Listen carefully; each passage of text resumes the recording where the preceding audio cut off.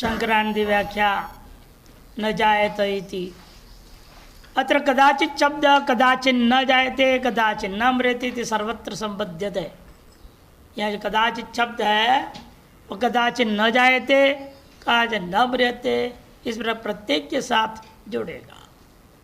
और वह शब्दौ चार्थौ भवता, तो वह शब्द जो है वह चार्थ में होगा। अत्र अजयति अजत्वेनैव सर्वविकार असंभवे प्राप्ति अपि। अजय शब्द कहने का मतलब हुआ जन्म नहीं है, जन्म नहीं तो आगे का विकार का प्रश्न ही नहीं है। सर्वविकार निषेध अज कहने से ही हो जा रहा था, फिर क्यों प्रत्येक विकार निषेध के अलग अलग शब्द क्यों प्रयोग कर रहे हैं? अजत्वेनैव सर्वविकार असंभवे प्राप्ति अपि स्वयं श्रुति ही कंठरवेन प्रत्येकम तान निषेधति। लेकिन स्वयं श्रुति जो है अपने ही मुख से शब्दों के द्वारा प्रत्येक विकार को स्पष्ट निषेध कर रही है। आत्मनो निर्विकारत्व ज्ञानस्य निर्विचिकित्सत्वाय, आत्मा के निर्विकारत्व ज्ञान में किसी प्रकार का कोई संशय न रह जाए इसलिए। अजह मन यत् साक्षात्कार विद्वान पुनर्न जायते, जिसके साक्षात्कार होने से विद्वान का पुनर्जन्म नहीं होता, ऐसे तत्व का नाम अज है। सो अजह स्वयं जन्म रहित तो वा, अथवा स्वयं जिसका कभी कोई जन्म होता नहीं। दो व्युत्पत्ति कर दिया, एक बहुरी समास ले लिया। जिसके साक्षात्कार होने से विद्वान को जन्म नहीं होता उसका नाम अज करके, अथवा स्वयं कभी जिसका जन्म नहीं होता है उसको अज कहते हैं।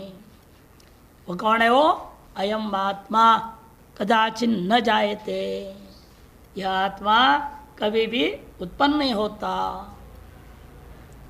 क्यों?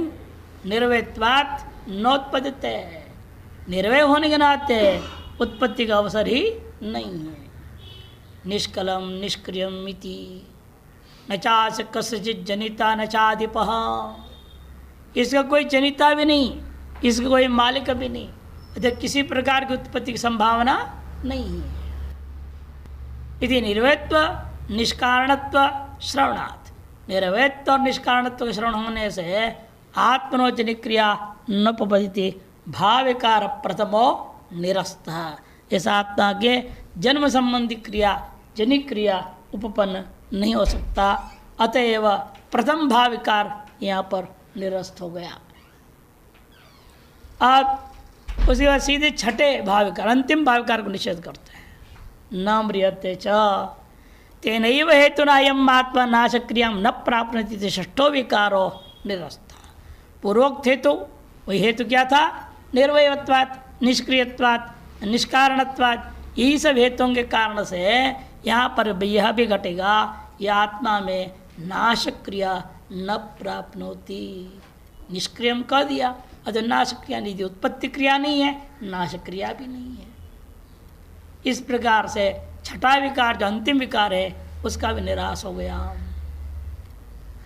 अब दूसरे विकार निषेध करने के लिए अयम आत्मा भूत्वा जैन क्रिया प्राप्य भूयः पुनर्भविता च अस्तित्वमान न भवति। यह आत्मा इस तरह का भी नहीं है कि उत्पन्न हो करके अस्तित्व को प्राप्त करने वाला हो, ऐसे नहीं है। कि अधिकतर भाव पदार्थ क्या होते हैं? उत्पन्न होने के बाद कुछ समय तक अस्तित्व बना रहेगा, फिर वर्धते परिणमते अपक्षीयते तब जाएगा। लेकिन इस उत्पत्ति के अनंतर अस्तित्व की संभावना ही नहीं है, क्योंकि उत्पत्ति ही नहीं है जिसका उत्तरवर्ती अस्तित्व कैसे होगा उसमें, अतः वो भी नहीं रहेगा। घटवत जन्म अनंतर भावी अस्तित्व न प्राप्नोति, घट के समान जन्म के अनंतर भावी अस्तित्व रूपी एक अवस्था उसे दूसरे विकार उसको प्राप्त नहीं होता है। किंतु मृत इव जनी अनपेक्षित प्राक्तन सत्तावान एवं भवति, किंतु घटादि का कारणीभूता मृत्यु का जिस प्रकार से वैसे समझो जनी अनपेक्षित हो, जन्म क्रिया की अपेक्षा के बिना पहले से विद्यमान है। घट का तो जन्म हो रहा है, मृतिका का जन्म नहीं घटक के दृष्टिकोण से। वेदांत में मृतिका का जन्म है पृथ्वी, पृथ्वी का जन्म है जल से, जल का अग्नि से, अग्नि का वायु से, वायु का आकाश से, सबका जन्म हुआ है। लेकिन घट रूपी कार्य दृष्टि विचार करते हुए कह रहे हैं मृत्यु को क्या मानेंगे आप? नित्य मानेंगे। इसे बोले गंधवती पृथ्वी सा द्विविधा नित्या नित्या च नित्या परमाणु रूपा। ये पढ़ा कि नहीं पढ़ा? न्यायिक लोगों को भी कहना पड़ता है, एक तो नित्य भ्रंश मानना नहीं पड़ेगा कार्य के दृष्टिकोण से। अतः संपूर्ण जगत जिसके मत में कार्य है उनके लिए कोई नित्य कारण तो मानना पड़ेगा ना। और कौन है वो आत्मा ही सिद्ध होता है। इस प्रकार से जनि अपेक्षित प्राक्तन सत्तावान एवं भवती थी द्वितीयो विकारो निरस्तः। निर्वहित्वाद आत्मा नित्य एक रूप ही थी। निर्वय होने के कारण से ये आत्मा नित्य है, एक रूप है। अति विपरिणाम लक्षण चतुर्थ विकारो निरस्तः। विपरिणाम रूपा चौथा विकार का यहाँ निषेध कर दिया, निराश कर दिया। नित्यत्वा नित्यम शब्द के द्वारा एक रूप यही सत्या शाश्वत भवती शाश्वत। एक रूप एक सत्ता स्वरूपेण सदा विराजमान होने से इसका नाम शाश्वत पड़ गया। यदि अपक्षय लक्षण पंचमो विकारो निरस्तः। अपक्षय रूपा पांचवा जो विकार है वह भी निराश कर दिया। अब रह गया तीसरा विकार रह गया है निर्वैत्वे नहीं वह एक ही वही हेतु। निर्वैत्व हेतु के कारण से ही अयम पुरापि अधुना च सर्वदा नवत्वात्। पहले से भी अभी भी और आगे में भी सदा सदा के लिए ही वह नया ही रहता है, इसलिए उसका नाम पुराणा। इति वृद्धि लक्षण तृतीयो विकारो निरस्त। वृद्धि रूपा तीसरा विकार निरस्त हो गया। एवं षड्भिर्भाव विकार वर्जितत्व प्रतिपादिते। षड्भाव विकारों के द्वारा वर्जित होने पर, इसका प्रतिपादन किए जाने पर आत्मन नित्य कूटस्थ। आत्मा में क्या क्या सिद्ध हो रहा है? वह नित्य है। दूसरा कूटस्थ है। तीसरा असंग है और छिद्रूपत्वम आद्यंत शून्यत्वम अद्वितीयत्वं च। आदि अंत से शून्य है अतएव अद्वितीय है, यह बात सूचित किया गया है। सूचितम भवति। तथापि यस्य श्रोतुर देहनाशाद आत्मनाश भ्रमो न नष्टः। फिर भी सुनने वाले के मन में भले ही आत्मा अपने आप में नित्य है, इन उपाधि का नष्ट होने से उपहित भी नष्ट हो जाएगा। ऐसे जब भ्रमित होने वाले के लिए भी जवाब देना जरूरी था। शरीर रूपी उपाधि का नाश से आत्मा का विनाश का भ्रम होगा। न नष्ट इति मत्वा, लेकिन उसका वह भ्रम दूर नहीं होगा। यह मान करके उसके भ्रम को दूर करने के लिए यत्र भ्रम तत्रैव उपमान सम्यक बोधनीय। जिस उपाधि में प्रतिष्ठित होकर व्यक्ति भ्रमित हो रहा है उसी उपाधि से उसका भ्रम को दूर करना है। यत्र जिसमें रह करके उसको भ्रम हो रखा है तत्रैव उसी में पुरुष को सम्यक बोध कराना होगा ताकि वह भ्रम वहाँ नष्ट हो जाए। इति तस्य भ्रमम छित्तुम महा। उसके भ्रम का निषेध कर छेदन करने के लिए, संशय को दूर करने के लिए न हन्यते हन्य माने शरीरे कहना पड़ा। अस्मिन् शरीरे खड्गादिना, खड्गादि के द्वारा हन्य माने छिद्यमाने सत्यपि आत्मा निर्विकारत्वाद। आत्मा निर्विकार होने से स्वयं घटे विद्यमाने, स्वयं घट का नष्ट होने के बावजूद भी यथा घटाकाश नष्ट नहीं होता, घटाकाश के समान न हन्यते। हनन क्रिया विषय, हनन क्रिया का विषय माने कर्म वह नहीं होता। घटे नष्टे घटगाशवद देहे नष्ट सत्यपि आत्मा स्वयं स्वरूपेणैव तिष्ठति। जैसे घट के नष्ट होने पर घटाकाश अपने स्वरूप में स्थित रह जाता है, उसे शरीर का नष्ट होने पर भी आत्मा अपने स्वरूप से स्थित रहेगा। तथा च श्रुति, श्रुति भी इसी बात कार्य अविनाशी वार्यम आत्मा अनुच्छित्ति धर्मा। अरे मैत्रेयी, ये जो आत्मा है अयम आत्मा कैसा है? अविनाशी है। उसका कारण नाश पर का नाश नहीं हो सकता। लेकिन अवयवशत ही उच्छेद हो जाए, जैसे पानी उबालते जाओ तो क्या हो जाएगा, सब वाष्प होकर खत्म हो जाएगा। होगा कि नहीं होगा? वैसे आत्मा उड़ के खत्म हो जाए, एक एक कण उसके अवयव उड़ के। ऐसे कहा कि नहीं, अनुच्छित्ति धर्मा, उसका उच्छेद किसी प्रकार के भी नहीं हो सकता। अनुच्छित्ति धर्मा है वो आत्मा। और अन्य प्रकार के विनाशों को निवारण कर दिया। विनाशी और अनुच्छित्ति दो शब्दों के द्वारा आत्मा का लक्षण यह कर दिया गया है। इस प्रकार से 20वें श्लोक का शंकरानंदी पूरा हो गया। अब 20वें श्लोक का टिप्पण देखिए। पूर्वार्ध उत्तरार्ध और लक्ष्य लक्षण भावेन उक्तत्वात् न पुनरुक्ति। कुछ लोगों का मानना है पूर्वार्ध और उत्तरार्ध में लक्ष्य और लक्षण, पूर्वार्ध लक्ष्य है, उत्तरार्ध लक्षण है, ऐसे मानते हैं। अतएव पुनरुक्ति दोष नहीं है। नहीं तो न जायते अजः न म्रियते नित्य, लगता है आपको पुनरुक्ति दोष है यहाँ, वह दूर करने के लिए लोगों ने ऐसी व्यवस्था दी दिया।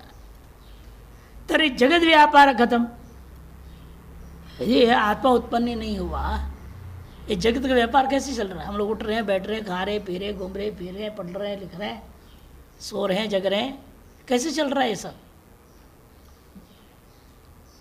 तब श्लोक सुनाते हैं। तत्व निर्णय नाम ग्रंथ में आचार्य शंकर लिखते हैं, किंतु निर्दोष चैतन्य सुखाम नित्यान स्वकाम तनुम प्रदर्शयति लोकस्य जनिरुच्यते हरे है। वास्तव में आत्मा का जन्म तो हुआ ही नहीं है। इन लोग कहते हैं ओ ये देखो इसका जन्म हो गया, इसका नामकरण करो, नामकरण करते हैं, देवदत्त यज्ञदत्त कुछ नामकरण किया जाता है, जन्म का व्यवहार हो रहा है। कहते बात सही है, निर्दोष चैतन्य, चैतन्य वास्तव में अविद्या और दोष से भी युक्त नहीं है। सुखाम नित्याम स्वकाम तनु, अपना नित्य, स्वकाम ने अपना स्वरूप, तनु मने स्वरूप, आत्मा का अपना स्वरूप क्या है? आनंद रूप है, नित्य है, अविद्या सर्वदोष रहित तो चैतन्य स्वरूप है। होते हुए भी प्रदर्शयति लोकस्य जनिहि, लोकस्य लोक का माने जीव के जन्म को वही आत्मा दर्शा देता है। दुनिया को दिख रहा है, दुनिया को भान होता है, अविद्यमान का भान होने का नाम ही वास्तव में विवर्त। कल भी आया था ना, कारण का अविक्रिय होते हुए भी विकार का भान होना, इसी का नाम होता है विवर्तवाद। इस प्रकार से हरे है, हरि मने आत्मा, आत्मा का जन्म इस प्रकार से व्यवहार हो जाता है। औपाधिक व्यवहार है, वो भी उपाधि भी वास्तव में अध्यारोपित मात्र, आरोप मात्र ही है। वास्तव में ना विद्या है, ना माया है, ना कोई जगत है, ना अध्यारोप है, ना कुछ भी नहीं है। लेकिन ये जो इस प्रकार व्यवहार चलाने के लिए जो दिख रहा है, उसकी व्यवस्था देने के लिए ही यह बात कह दिया जाता है जन्म हो गया। भाष्यकार में दृष्टांत देखिए, यो ही भूत्वा न भविता इति, इसको दो तरीका से लिया जाएगा। यो ही भूत्वा न भविता इति, भूत्वा मन अस्तित्व अनुभूय, अस्तित्व को अनुभव करके, पश्चात न भविता ऐसा अनुभव कर दो। पश्चात न भविता माने भावत्तम न स्थास्यति, माने नाश विध्वंस हो जाएगा। अर्थात प्रध्वंस भाव का प्रतियोगी भवति चेत तर्हि म्रियते, इस पर प्रध्वंस भाव का प्रतियोगी होगा तो निश्चित मरेगा। लेकिन ऐसा ये नहीं है, कदाचित न म्रियते। एवं उसी को दूसरे ढंग से लगाऊंगा, एवं अभूत्वा भविता न, ऐसा अनुभव होगा। अभूत्वा परिच्छेद इस तरह से किया जाए इति, मैंने अस्तित्व अननुभूय, अस्तित्व का अनुभव ही नहीं किया। पश्चात भविता, जैसे घटक को क्या मानते हैं वो लोग, घट पहले अस्तित्व अनुभव किया था क्या? नहीं, बाद में उत्पन्न हो गया, बाद में अस्तित्व को प्राप्त कर गया, इसका नाम प्रागभाव का प्रतियोगी। उस प्रकार की भी आत्मा नहीं है। अस्तित्व अनुभूय पश्चात भविता भावत्तम प्राप्नोति, अर्थात प्राग भाव प्रतियोगी चेत तर्हि जायते, तब उसकी उत्पत्ति कहा जाएगा। लेकिन ये आत्मा ऐसा नहीं है।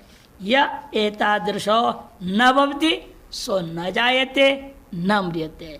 जिस प्रकार से प्रतिध्वंसा भाव का प्रतियोगी नहीं है अथवा प्राग भाव का भी प्रतियोगी नहीं है, उसी के बारे में कहा जाता है न जायते न म्रियते वा कदाचिन्निति। एक और बात यहाँ इस श्लोक के बारे में जानना है। कुछ और लोगों ने क्या लिया, न जायते से प्रथम विकार निषेध, उसे कोई विरोध नहीं है। न म्रियते से छठे विकार का निषेध, इसमें कोई विरोध नहीं है।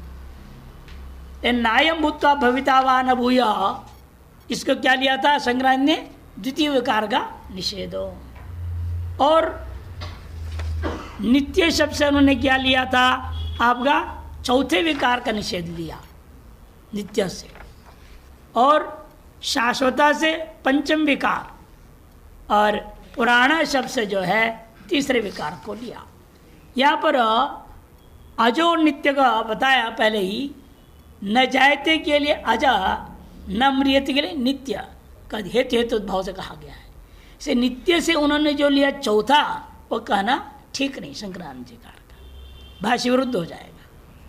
इसलिए फिर चौथा विकार को कहाँ से लोगे, न हन्यते हन्यमाने शरीरे, उसके द्वारा हन्यते कर क्या करूँगा, इसलिए धातुनाम अनेकार्थत्वात्। चौथा विकार क्या आपका, विपरिणमत है, वो विपरिणमित का निषेध कर दो। इसलिए न हन्यते मैंने न विपरिणमते, कथम हन्यमाने शरीरे, विपरिणम्य माने भी शरीर है, शरीर का विपरिणाम होने के बावजूद भी यह आत्मा का विपरिणाम नहीं होता। ऐसे चौथे भाव विकार को इस अंतिम पाद के द्वारा लेते हैं। इस प्रकार से अंतर को व्याख्याओं में समझना चाहिए।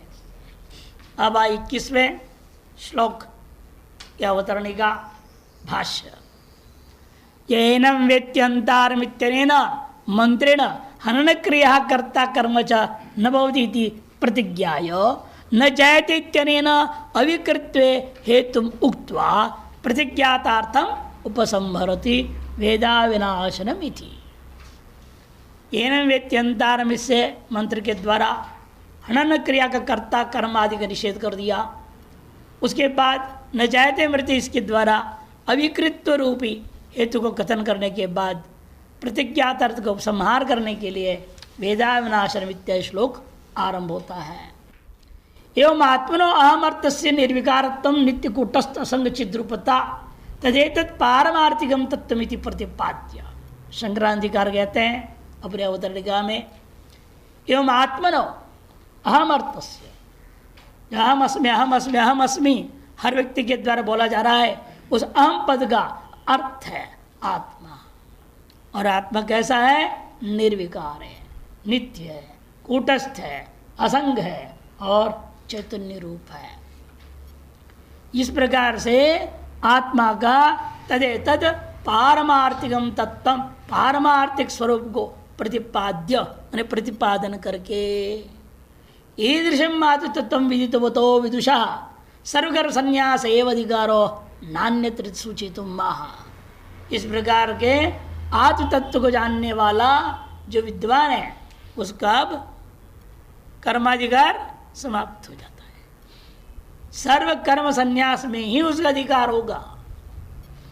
इस बात नान्यत्र, अन्य किसी क्रियाकलाप में, कर्म और उपासना आदि में उसका अधिकार नहीं रह जाता है। इस बात को सूचित करने के लिए कहते सूचितुम आह वेदा विनाशनम इत्यादि नाम। भाष्यकार इस श्लोक को उपसंहार मान रहे परमार्थ तत्व का, और शंकराचार्य जी संन्यास के विधि जैसे फर्क मान रहे। वेदा विनाशनम नित्यम येनम अजमव्ययम कथम स पुरुषः पार्थ संघातेति हन्तिकम्। वेदा विनाशनम नित्यम येनम अजमव्ययम कथम स पुरुषः पार्थ संघातेति हन्तिकम्। यह जो कोई भी विद्वान पुरुष, यह पुरुष स पुरुष, जो कोई भी व्यक्ति,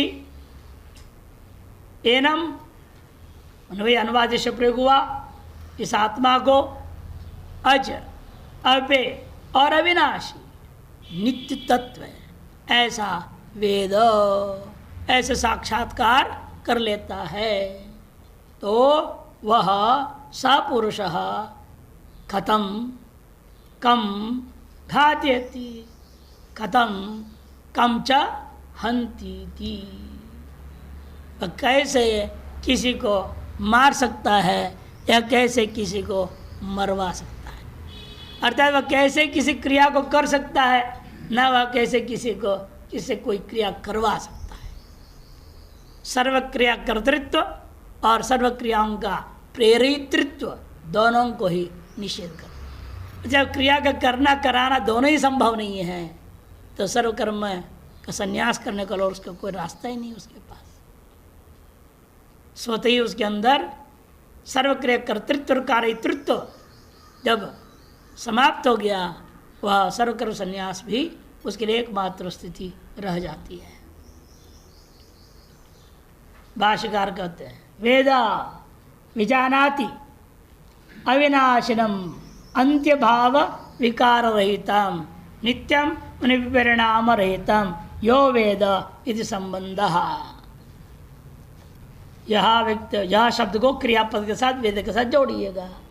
वेद का अर्थ विजानाति मैंने अनुभवं करोति, साक्षात करोति। क्या साक्षात्कार कर रहा है? इस आत्मा को अविनाशी है ऐसा अनुभव कर रहा है, अर्थात अंत्य जो भाव विकार है विनाश उसे रहित आत्मा है ऐसे अनुभव कर रहा है, और नित्य विपरिणाम रहित, चौथे विकार के भी नहीं, तीसरे विकार रहित, विपरिणाम नहीं तीसरे विकार रहित है, जायते अस्ति वर्धते विपरिणते, चौथे विकार रहित तो है, यह बात को भी वो अनुभव कर रहा है। यो वेद इति संबंधः।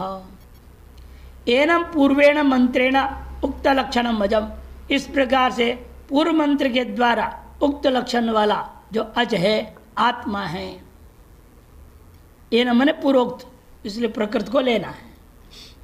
एनम मैंने पूर्वेण मंत्रेण उक्त लक्षणम आत्मानम अजमिति मैंने जन्म रहित और व्ययम अपक्षय रहितम, जन्म रहित है एवं व्यय से भी रहित है, अर्थात अपक्षय है रहित है वो। अपक्षय आपके पांचवा विकार है, विपरिणमते अपक्षीयत है, उससे भी रहित करके अनुभव करता है। प्रमुख तीन विकार निषेध करने से अन्य विकार का भी निषेध पुरुष लोग से ही ग्रहण होगा। तो कथम केन प्रकारेण सा विद्वान पुरुषो अधिकृतो हंति हननक्रियां करोति कथम वा घातेति हंतारम प्रयोजयति थी। वह केन प्रकारेण किस प्रकार से वह विद्वान पुरुषो अधिकृत होकर के हनन क्रिया रूपी कर्म को करने लगेगा, क्रिया करने लगेगा, मैंने नहीं करेगा। या कथम आक्षेप में प्रश्न परक नहीं है, कथम और कम किम शब्द यहाँ प्रश्नार्थ में नहीं है किंतु आक्षेप, तो कैसे करेगा मैंने नहीं करेगा। कथम वा घातेति हंतारम प्रयोजति, या कैसे किसी अन्य जो व्यक्ति हनन क्रिया में प्रवृत्त हो रहा हो उसको प्रेरणा देते हुए और अच्छे ढंग से करने के लिए कथन कैसे करेगा, नहीं करेगा। न कथंचित कंचित हंति न कथंचित कंचित घातेति उभयत्र आक्षेप एव अर्थः। देखो स्पष्ट कर दिया भाष्यकार ने, किसी प्रकार से भी वह किसी को हनन नहीं करेगा और किसी प्रकार किसी को हनन करने प्रेरित भी नहीं करता। यदि उभयत्र कथम और कम शब्दों का अर्थ आक्षेप परक के लेना है, प्रश्न परक नहीं है। करेगा क्या ऐसा प्रश्न नहीं डालना, नहीं करेगा ऐसा अर्थ लेना। प्रश्नार्थ असंभवा, क्यों? प्रश्न अर्थ घटाना संभव नहीं है। यदि प्रश्न परक लोगे फिर आपको कहना पड़ेगा, अगले श्लोक में जवाब दिया है, प्रश्नों का तो जवाब भी तो चाहिए ना, केवल प्रश्न डाल के छोड़ा थोड़ा जाएगा, उत्तर तो कुछ देना पड़ेगा। उत्तर क्या देंगे? आगे कोई उत्तर है नहीं, इसलिए प्रश्नार्थ असंभव है, आक्षेप अर्थ लेना ही उचित है। प्रश्नार्थ संवाद हेत्वर्थस्य अविक्रियत्वस्य च तुल्यत्वात्, हेत्वर जो अविक्रियत्व है वो तो पूर्व में भी कहा गया, यहाँ भी वही बात कहा गया, वो तो बराबर है। इसलिए विदुषः सर्वकर्म प्रतिषेध एव प्रकरणार्थो अभिप्रेतो भगवतः, इसलिए विद्वान के द्वारा वास्तव में सर्वकर्म का प्रतिषेध ही यहाँ पर प्रकरण के द्वारा अभिप्रेत है भगवान से, ये मालूम होता है। भगवान यही कहना चाहता है जो आत्म साक्षात्कार वाला है वह सर्वकर्म का परित्याग करे, सर्वकर्म के उसके लिए प्रतिषेध है, कर्माधिकार समाप्त हो जाता है, ये कहने का अभिप्राय है। हंतेस तो आक्षेप उदाहरणार्थत्वेन कथितः, यहाँ पर कथित शब्द छूट गया है, भाष्य में है, यहाँ कट पेस्ट कर रहे हैं, कॉपी पेस्ट कर रहे हैं, वो कथित छूट गया। तो हंतेस तो आक्षेप में हंती जो क्रिया जो कहा गया उदाहरणार्थत्व न कथित, केवल सर्व क्रिया के लिए निषेध, वास्तव में केवल हनन क्रिया मात्र नहीं है, यह हन धातु क्या है, उदाहरणार्थ लिया गया है, ये उपलक्षण है सर्व क्रिया निषेध करने के लिए। अतएव कहते उदाहरणार्थत्व न कथित विदुषः कं कर्म असंभव हेतु विशेषम पश्यन् कर्माणि आक्षिपति भगवान कथम सपुरुषेति, कि विद्वान के लिए किसी भी कर्म को करने में असंभावना को देखते हुए, इस हेतु विशेष को ध्यान में रखते हुए, पश्चिम देखते हुए कर्माणि आक्षिपति भगवान जो है कर्मों के प्रति विद्वान के लिए आक्षेप पर कथन कर रहे हैं। विद्वान कर्म कैसे कर सकता है, जो स्वर पे प्रतिष्ठित हो गया वह कर्म नहीं कर सकता, शरीर से होता हुआ दिखाई दे रहा है, वो तो उसकी शरीर का अपना प्रारब्ध कर्म है, उसमें तो कर्तृत्व भोक्तृत्व तो खत्म हो गया। कथम सपुरुषेति ननु उक्तम एवं आत्मनो अविक्रियत्वं सर्वकर्म असंभव हेतु तो कारण विशेषः सति सत्य उक्तो।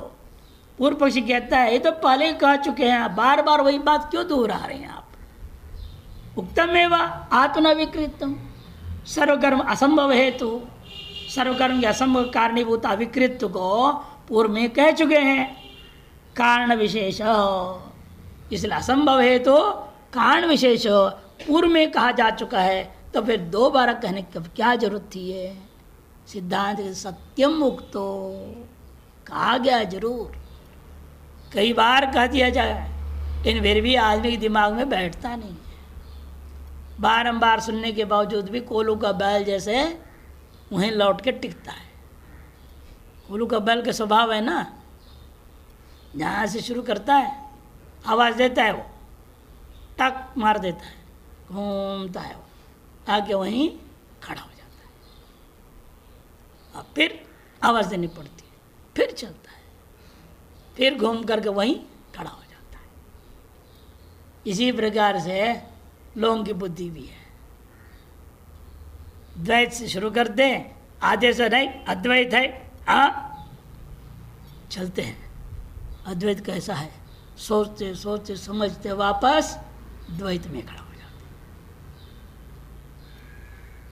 इसलिए महात्मा लोग कोलू का बैल का दृष्टांत देते हैं, जो घूम फिर करके वहीं लौटता, किंतु परंतु लेकिन ये सब बोल करके कहाँ लौटा, वो वहीं जहाँ से शुरू किया था, जहाँ से शुरू किया वहीं लौटने के लिए ये दृष्टांत कहा जाता है। यही सबका हाल है। इसीलिए श्रुति दयालु है, बार बार कहती है ताकि आपको पक्का करने के लिए। इसे कहते हैं सत्य मुक्तो न तो स कारण विशेषो अन्यत्वाद विदुषो अविक्रियत्वाद आत्मनयति। न तो स कारण विशेषो, लेकिन वह कारण विशेष जो है अन्यत्वात् विदुषो, विद्वान से भिन्नत्व न ग्रहण कर ले।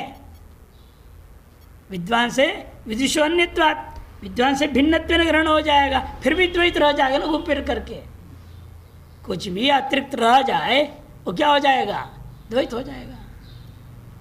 इसे अन्यत्व ने उसका भी खंडन करना है। कारण विशेष जो दिया जा रहा है अविक्रियत्व, वह भी आत्मा से अलग नहीं है, वो भी आत्मा में कल्पित है। इसलिए कहते देखो अन्यत्वात् विदुषो न तो कारण विशेष अन्यत्वेश अविकृतत्वादात्मनः, आत्मा में जो अविकृतत्व है उसका अपना स्वरूप है, वो कारण विशेष उस विद्वान के स्वरूप से अन्य नहीं है। यह बात बताने के लिए कहा गया। नहीं अविक्रियम स्थाणु विहितवतः कर्म न संभवती चेत न, अविक्रिय स्थाणु को जानने वाला अविक्रियम स्थाणु विहितवतः कर्म न संभवती चेत, और वैसे भी कर्म संभव तो था ही नहीं, अलग से कहने की जरूरत क्या है। यदि चिन्ह विदुषः आत्मत्वात् न देहासंगादस्य विद्वत्ता, विद्वान का आत्मा अपना स्वरूप ही है और देहादि तो आत्मा नहीं हो सकता।